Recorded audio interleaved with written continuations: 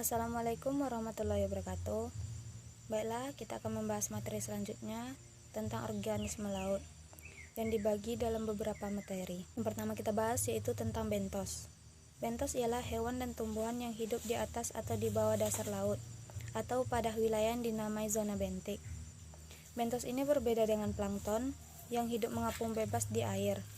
Ciri-cirinya yaitu memiliki toleransi yang berbeda terhadap berbagai tipe pencemaran dan memiliki reaksi yang cepat. Hidup menempel di dasar perairan, mempunyai siklus hidup yang panjang. Jenis-jenis bentos berdasarkan ukurannya. Yang pertama yaitu ada mikrobentos yang ukurannya kurang dari 0,1 mm seperti marine diatom, bakteri, flagellata, amoeba, dan ciliata. Selanjutnya meiobentos yang mempunyai ukuran antara 0,1 mm sampai 1 mm seperti nematoda, copepoda, dan foraminifera. Selanjutnya makrobentos.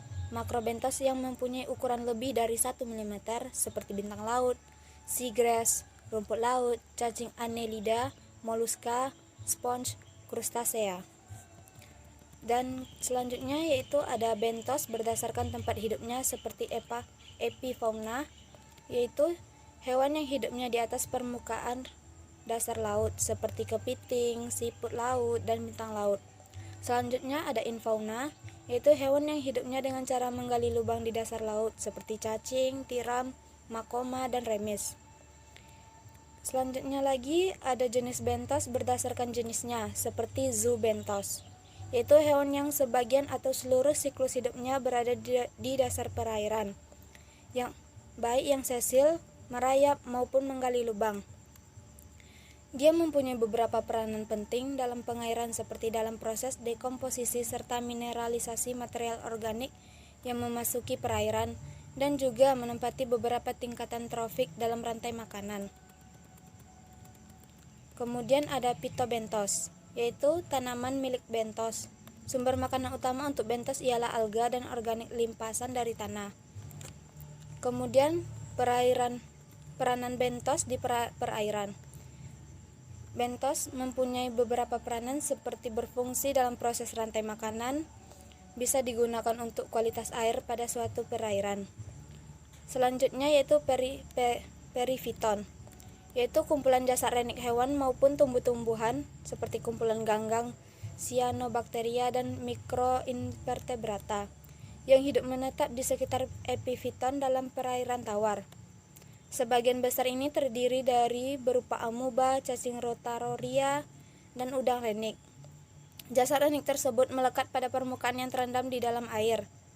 Perifiton berfungsi sebagai sumber makanan penting bagi konsumen kecil seperti invertebrata dan beberapa ikan lainnya di sekitar epifiton dalam perairan tawar. Sebagian besar ini terdiri dari berupa amoeba, cacing rotaroria, dan udang renik. Jasad renik tersebut melekat pada permukaan yang terendam di dalam air. Perifiton berfungsi sebagai sumber makanan penting bagi konsumen kecil seperti invertebrata dan beberapa ikan lainnya.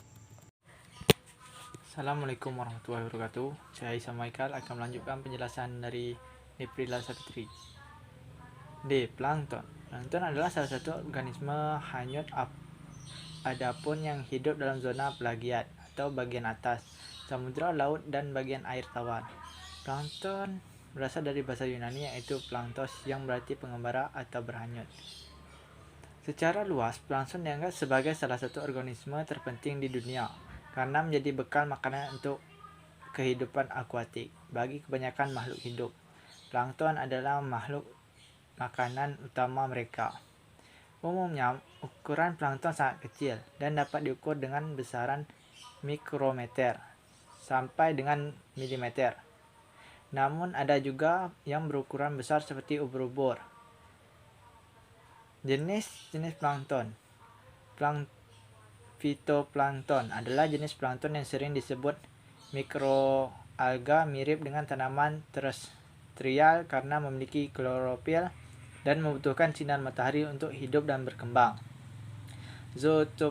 Zooplankton adalah jenis plankton yang hidup pada tubuh air dan mengandalkan arus air sebagai transportasinya.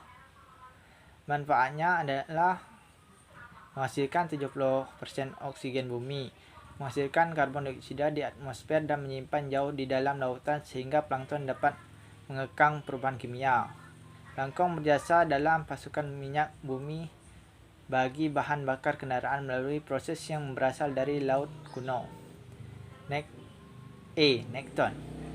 Nekton adalah kelompok organisme yang tinggal dalam kolam air baik perairan tawar maupun laut.